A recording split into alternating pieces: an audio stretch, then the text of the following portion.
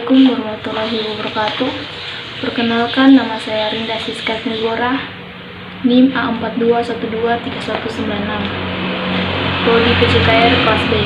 Di sini saya akan menjelaskan mengenai lestarikan bahasa daerah, budayakan bahasa Indonesia, dan kuasai bahasa asing. Berikut penjelasan dari saya. Menikmati dan mempelajari kebudayaan modern bukanlah hal yang salah, dan itu juga hak setiap orang.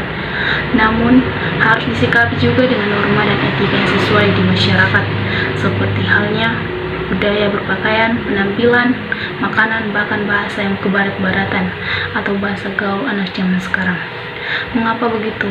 Karena anak-anak zaman sekarang menganggap bahasa itu lebih bergengsi dan nilai tinggi dibandingkan dengan budaya yang berlaku di negara kita, Indonesia. Dari berbagai hal itu, bahasa asing memang menjadi bagian penting yang harus dipelajari dengan bijak oleh masyarakat ataupun kalangan anak muda. Penggunaan bahasa asing yang marak di berbagai media sosial dan ruang publik merupakan hal yang lumrah kita temui.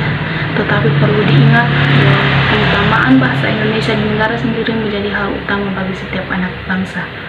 Utamakan bahasa Indonesia, lestarikan bahasa daerah, kuasai bahasa asing harus terus dikumandangkan dan diimplementasikan dalam masyarakat.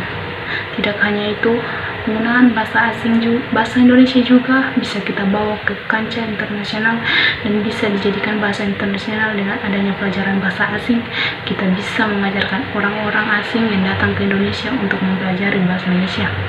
Jadi, ada untungnya juga belajar bahasa asing untuk mengenalkan bahasa Indonesia ke orang asing. Selain itu, bahasa Indonesia juga sangat penting bagi sektor pendidikan. Mengapa pembelajaran bahasa Indonesia itu penting dilakukan dalam lembaga pendidikan? Secara umum, bahasa memiliki peran sentral dalam perkembangan intelektual, sosial, dan emosional peserta didik. Bahasa merupakan penunjang keberhasilan peserta didik dalam mempelajari semua bidang studi. Pembelajaran bahasa diharapkan membantu peserta didik mengenal dirinya, budayanya, dan budaya orang lain.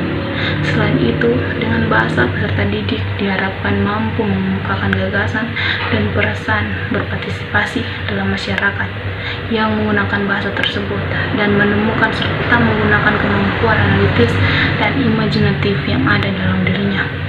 Untuk itu, pembelajaran bahasa Indonesia mendapatkan peran penting untuk pendidikan di Indonesia karena merupakan bahasa resmi di semua bidang. Pembelajaran bahasa Indonesia diarahkan untuk meningkatkan kemampuan peserta didik berkomunikasi dalam bahasa Indonesia dengan baik dan benar,